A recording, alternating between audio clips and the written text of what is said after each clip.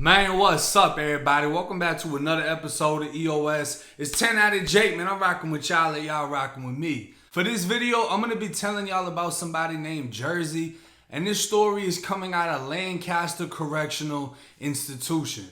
So at this time, I was 19 years old. Lancaster was a 14 to 24-year-old state prison. Currently, it is now an adult prison, but at the time that I was there, 2013, 2014, it was strictly a youth offender prison. Now, if you've been following my channel for a little bit, you know by now that the youth offender prisons are off the chain. There's no structure. It's just wild warfare non-stop. A lot of people getting cut, fired up. The TOHs, Tester Hots, people are getting tortured. Broomsticks are going in places they shouldn't be. Some people are even lit on fire. But before we were actually introduced to the madness at Lancaster Correctional Institution, we were put into an orientation dorm. Now, I came straight from Lake Butler when I went to Lancaster because I was transferred from Sumter CI. And I was cut at Lake Butler, so at this time I had a 7-inch, cut. It was kind of like, I don't want to say cut because it wasn't necessarily fresh, even though it was, but they hot glued my face. So as my face is healing, I have this crazy looking cut, scabbed up, coming off my skin because it's still glued shut, keeping the wound together. So when I got to Lancaster CI, my nickname from the CO that was working the orientation dorm was Scarface. He wasn't that creative. He just came up with obvious things. If you had, crooked teeth, he would call you crooked. Or if you had a lazy eye, he would call you lazy eye. It was as simple as that. I was Scarface from here on out during my 2 weeks inside of orientation. Now, I get a white dude as a bunkie, and I'm trying to peep game about him, I can see that he's new. This is the first prison that he's gone to. Versus I was already at Sumter CI. I was already on an active compound. I know what time it is. It's not new to me. You know what I mean? I know what to expect versus he doesn't. So I'm peeping game about him. I'm asking him, do you bang or anything like that? He isn't affiliated. He's originally from New Jersey. So for this video, we're just going to rock out and call him Jersey. But I only remember that because he had the little New Jersey Devils, I don't know, what is it, a hockey team or whatever? He had the logo tattooed on his arm. Now, this kid was cool. He wasn't problematic. He wasn't, he wasn't schooled on the prison shit yet. Like, a lot of people really won't communicate, especially if they don't know you or you're not aligned with the same group of people, because they're going to assume that you're trying to pull some snake shit. They don't want you anywhere in the game room, meaning that they don't want you learning anything about them or getting a one-up on them in any way. But this kid, if I asked a question, he shot out an answer. And I could kind of take advantage of that and just keep finding out things about him. And then asking him little things like, you ready to hit that pound? You ready to get out of orientation? You ready for that TOH? And when you're speaking to people that are new, that have, an idea on what to expect, but have really never seen what actually happens or experienced it, watched it happen to someone else, they all have this, it's almost like a energy about them. Some of them, they're able to hide it better than others with their face card. They act like they don't care. They act like they're tough, whatever. They're ready for what's going to happen. But everyone, including myself, you don't know how it's going to be. And it's the only thing racing through your mind. And during these 14 days in orientation, every day I get through an orientation, I'm one step closer to the main unit, to the real dorms, the real war. And I have to mentally prepare myself because orientation is nothing but really just getting slapped and yelled at. We got to march around the compound the whole goddamn day. We're walking by other dorms and they're pointing at us, and it can be very intimidating because you're literally having whole dorms and you got, whichever gang member, they looking crazy, scars on their face, tattoos all on their face. Hey, you under us, nah, you under me. When you get in this dorm, you paying me, like all this. And we're just standing there like, yeah, whatever. He wasn't really doing any of that. Like, he was more so just quiet and on some shit like, when it happens, it happens. We'll see who breaks it off. You know what I mean? And I remember the first time he hit Canteen, he went and got a Next One soap. I told him, I was like, boy, you better get a soap. I don't think they had any locks on Canteen at Lancaster when I got there, but we had the soaps. It's literally like a brick soap. Like, this thing is so damn hot, you can fire somebody up with it in a sock. It's going to swell their head up. But, he grabbed that first quarter. And every day, I'm kind of just toying with him. You know what I mean? I'm kind of just trying to get into his head because I thought he was cool people. You know what I mean? I thought he was a good kid. He had a petty case. He didn't have much time. I think he had like under a year or under 2 years or something sweet like that. Like he was about to go home. You know what I mean? He had like 1 foot out of the door. He wasn't stressing nothing. But at the end of the day, he knew where the fuck he was at and he knew how real it was about to get. I mean, he can see this scar on my face. I could only imagine him not being in prison or anything, not being at another compound. And he's looking at me and I'm telling him all this crazy shit. And I got this scar fresh on my face. But I'm just getting in his head, you know. I told him to throw his setup. I was like, let me see your hands. He put his hands up. He had some weird, like, old Irish boxing. What the fuck is that? They're going to knock you out. You throw that shit up. He's like, what you mean, bro? Like, they getting swift in here. Like, you got to know what you're doing. I would say a lot of things to catch him off guard, and I would always say things to make him feel like he won't make it.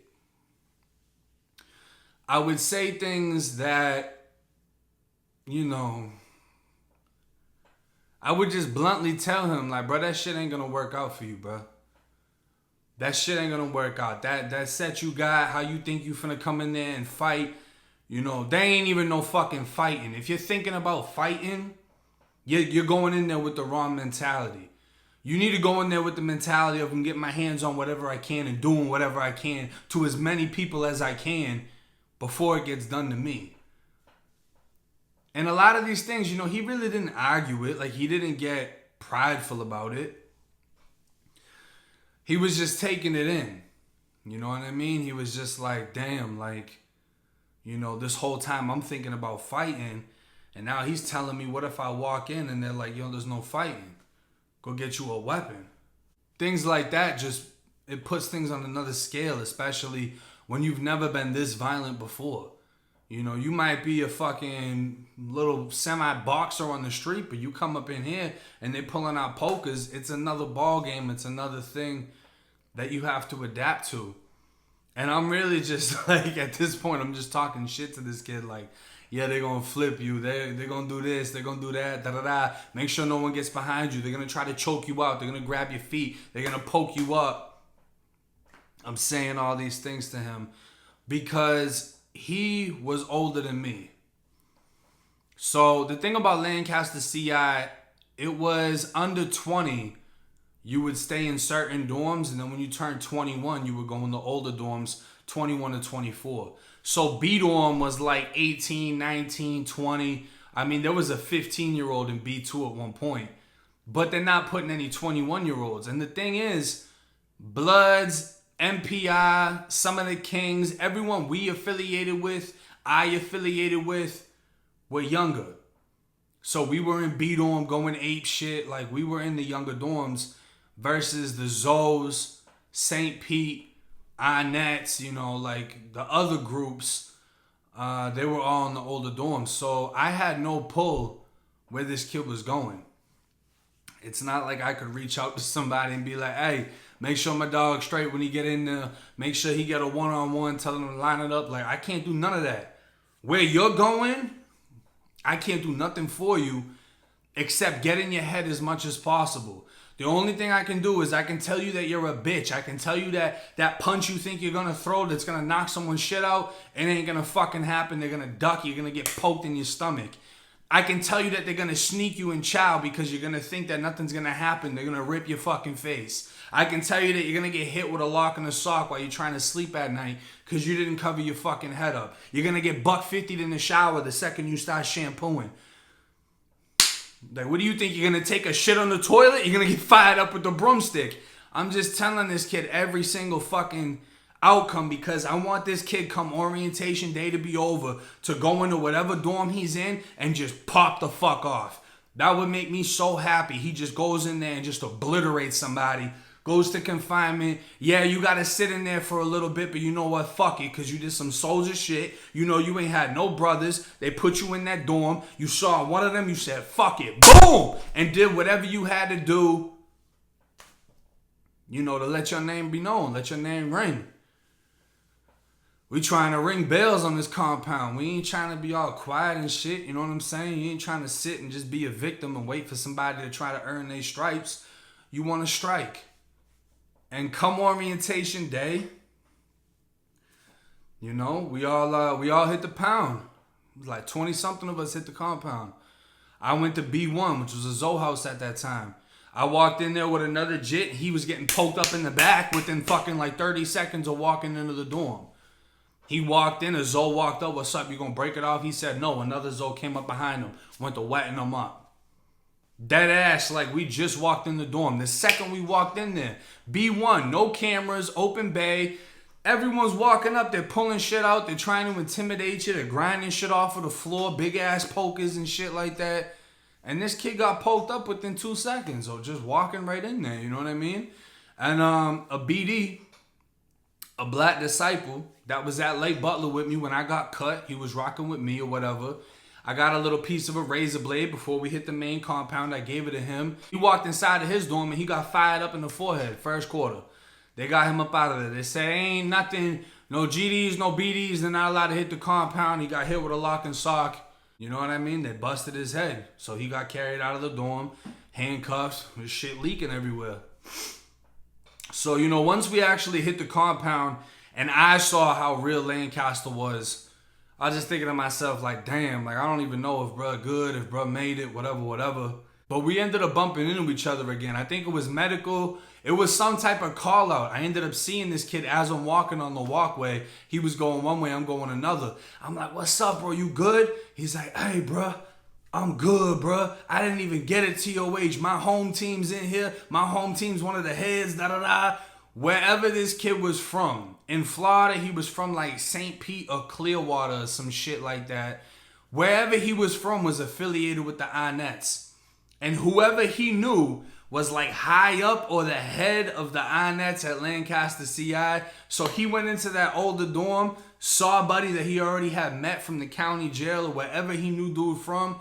And dude was like, hey, you good. You good. You ain't getting no TOH. You don't have to worry about fighting nobody. No one's going to poke you up. You're good. Man, I was happy as hell to hear that.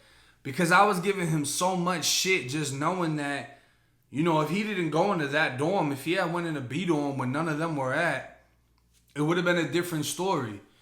And that story can play out in so many different ways. And sometimes it's good to have somebody that's like, you know, we're not close friends or nothing, but you seem like a cool person. And I can give you some genuine advice on how to go head first into a new compound that you have no idea about and you know what's going fucking down. It's crazy. And what's also crazy about this story is the exact same thing happened to me, but in reverse. When I hit Appalachia Correctional Institution, my first adult prison, I was in the room with somebody older than me. And we got mad cool. We were working out together. We were hanging out together. We throw our hands up. We wouldn't get too crazy with it. And right before the end of my confinement bid that started at Lancaster, went through Lake Butler and ended at Appalachia, he starts telling me like, yo, this compound's crazy. And since I had been at Appalachia, I saw from confinement the ambulance pull up on the compound. I know people are getting stabbed. I know people have died. It's crazy. He's telling me about a murder that took place in either Emma N dorm where the guy gutted another guy in the shower. And he's like, bro, you got to be ready for this, bro. This ain't the JIT camp. This ain't cutting and firing up. This is stabbing and killing. You got to be ready. You got to get you a chopper. And if you got to do it, you got to let that bit rip. This is just how it is. It's kill or be killed. What you going to do? It's kill or be killed. I'm listening to this shit. I'm like, I want to go home, motherfucker. I want to go home. But shit, it doesn't sound like that's an option because I know that confinement can get just as real as the regular compound. You can get slumped back here in confinement just like you can out there. So at least out there, I can get my hands on something and have a better chance versus in here. You know, I was like 160 at the time. They put somebody big in my room, it's a wrap. I get beat to death. Or you just slip and fall the wrong way, you gone. And I mean, there's been times they get weapons back there in confinement. He gashed my head up and was just telling me the second you go in there, whoever tries you, just pop off. The same thing I was pumping into this kid's head. And then the orderly comes around and he asked the orderly, he said, "Hey, what dorm my bunkie going to?" Orderly tells him, "M dorm." So he looks back because that was the one dorm I didn't want to go to. It was the worst dorm. He told me it's nothing but booty bandits, mad people getting stabbed and wet up. So he turns around and he's like, "Hey, you heard that, bro?" I was like, "What he said?" He's like, "You going to M dorm." I just remember taking a deep breath. I was like, man, listen. I'm finna tear some shit the fuck up. I'm finna come right back to confinement. Watch.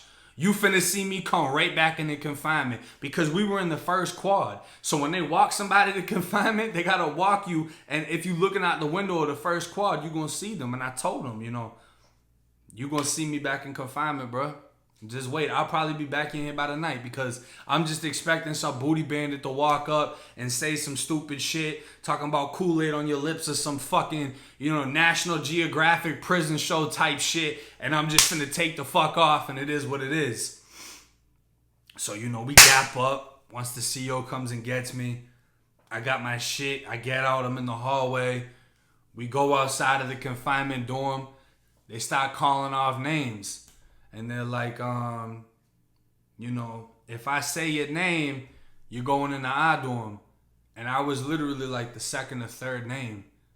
I'm like, what? He's like, you're going in the I dorm, I-1, 2 bottom. I'm like, what? He's like, hey, mate, do you not fucking hear me? I'm just so shocked because dog told me I was going to M dorm.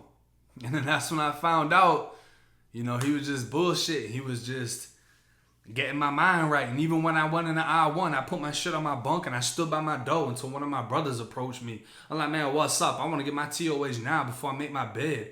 They're like, little bro, you good? I ain't get no TOH or Appalachia or none. But that's just how it preps you up. It's how it just boosts you. It just makes your blood just starts pumping before the game. You know what I'm saying? It's like that coach giving you that pep talk in the locker room. We're going to go out there. We're going to smash them. We're going to take home this victory. Let's get it. You walk into the dorm. You seeing everybody. You like, man, fuck all y'all. What's up? You ready to go? And then you find out you don't even have to go and you can just take a breath. But everybody inside of that dorm could sense that energy you walking in there with. Like, yeah, I'm ready to go. I'm ready to fucking go. Let's go to confinement. What's up? You straight? Let's get it. You just ready. And, I don't know what happened to Jersey, man. I don't know what happened to bro, but I know that he had a safe bid. You know what I'm saying? He's someone that got to experience the ruthlessness of the Florida Department of Corrections without totally having to fall victim to it. He didn't have to experience some of the things that others did. And that doesn't make him any softer or any smarter or anything. It's a blessing to not go through some of the shit that I went through and some of the things that people went through that's worse than what I went through. But certain things and certain experiences can set us on the right track. Like how many times I've been hit up, how many times I've been beat. All of these things are things that I can learn from and things that I can remind myself of not wanting to fall victim of being in a place like that. Violence is the outcome of any argument, any disagreement. A place that you really can't prosper. You really can't grow. It just damages you worse and worse and worse. And I'm happy that I was somewhat able to coach him. And in return, my good karma, I got somebody at the next prison that was able to do the same for me. And it's good to know that because you really don't have to do things like that. There are people that they won't tell you nothing and you'll go in there not knowing what to expect. And it usually doesn't end up good. And that's why y'all asses need to stay the fuck out of prison. But hey, it's 10 out of Jake. I'm rocking with y'all. Y'all rocking with me. Till next time.